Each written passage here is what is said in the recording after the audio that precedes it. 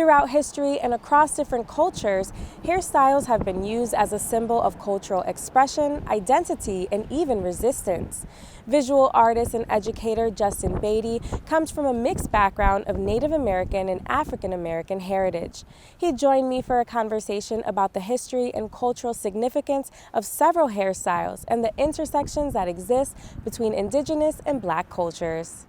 Hair is really probably one of the first forms of art within a given culture. Folks wanted to find ways to signify that they were parts of a particular group. Folks wanted to be able to stand out within that group. It was used as an identifier, going back to probably some of the earliest formations of given cultures. When you see artwork from ancient cultures, including, Egyptians, even some of the styles in Central Africa, you find that there are specific elements of their hair being done a certain way. Things like what are called bantu knots, which are, braids that are tightly curled. You look at things like cornrows and even close cut hairstyles were used in some ways to not only say, hey, I'm part of this particular ethnic group, but also in some cases status within that group. You were allowed to wear your hair a certain way if you were a warrior, or if you were a person who was responsible for medicine, or if you were a matron. All of these things go back to some of the earliest stages of community, and culture.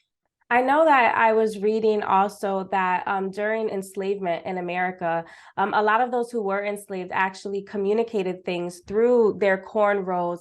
And so it kind of really piqued my interest on what kind of information can hair convey both within the culture and externally? Well, it can do a lot of things, right?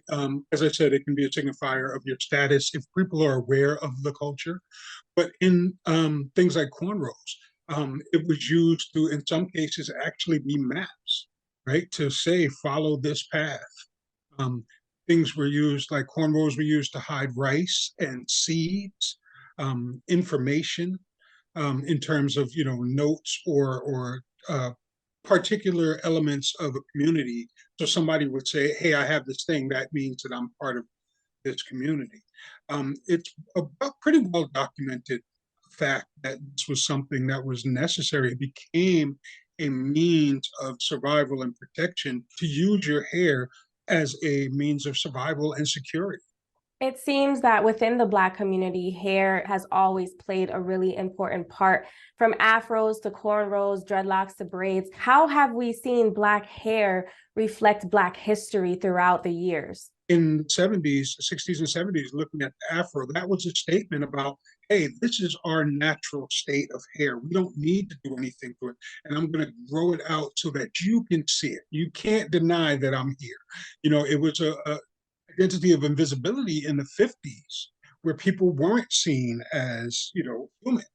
And in the 40s weren't seen as human. And how we had to look to survive going before that, the things that Black folks did to their hair to be able to operate in society, pressing their hair, using lye, perms, all of these things. And then in the 70s, 60s, and 70s, when we started to take ownership of our Black, we started to look back to what was going on previously in Africa. What were the things that we weren't allowed to do? And we started to express ourselves in those ways. So going into dreadlocks, afros, even fades of certain kinds, that was a way to say, hey, we're still here and we're still connected to our Blackness, to our cultures that we developed here because we didn't necessarily have access fully to our individual cultures based in Africa.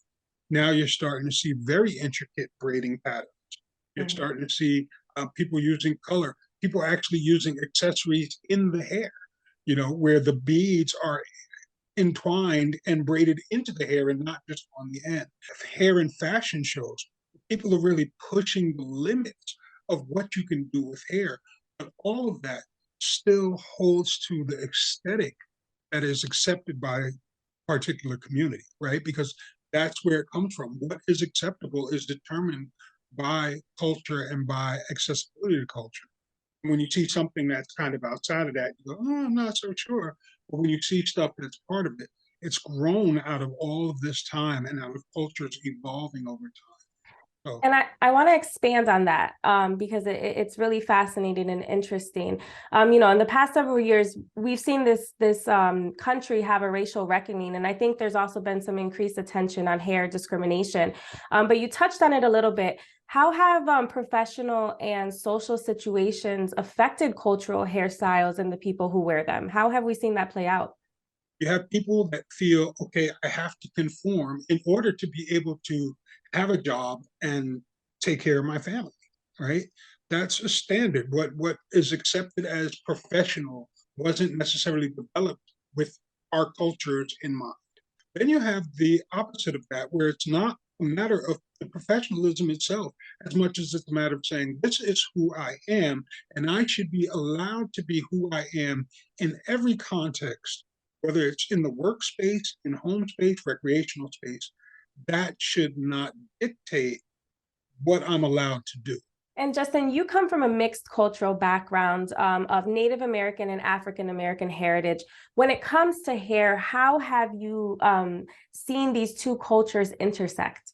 There's a lot of shared experience from, in the 1700s, 1800s, where, folks were learning how to deal with these new people that had come to our land.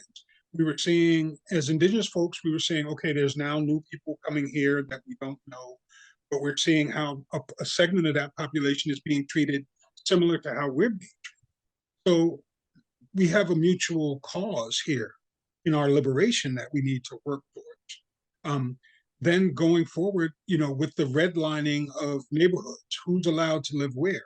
And a lot of times, Black folks and Native folks were allowed to live next to each other, or, they went to the same schools because guess what? You don't fit into this other demographic.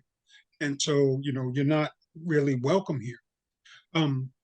So in that, there was a lot of interplay and exchange of culture. Then with the advent of like hip hop, right? Hip hop is spread all across the country, all across the world. It goes into Native communities too. And the aesthetics that come along with that, right, are melded, you know, because I think with most people, when you're involved with something, you want to have some ownership of it.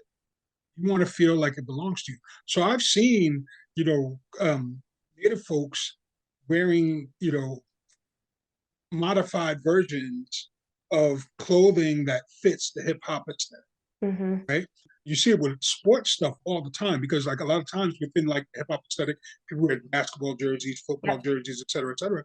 I've seen those types of clothes modified with, native designs on them. And I think there's also the understanding that, like, you look at people, the Mohawk hairstyle, right? Yes. You see that in punk rockers. You see Black folks wearing it where it's just kind of faded on the side, but it's like a faux hawk and Yeah. things like that. So these are the little pieces of interplay that I think people don't necessarily recognize that that's where it's coming from. But there's this sort of very often very subtle places where you have these touch points. And in that, there's growth. And as we've just discussed in this conversation, hair really is more than just hair. So what would you want people to know and understand about this cultural art form? I think it's important to understand that it's something that most people have. Is there a difference in hairstyles, hair types, hair color? Absolutely. But it's something that identifies us as human. And so when we can start to have those conversations, when you see something like, man, that's cool. I wish I could do that with my hair. That is something that we can stand to have the conversations around. It's something that most of us have, or why we don't have it. Maybe you have alopecia. Maybe you're like me. I cut my hair in honor of a family member that was passing years ago because that's a cultural thing. We can find ways to connect. We can find ways to experience being human outside of ourselves. And hair, although it's maybe an unlikely and unexpected way to do that, it is still a way to do it.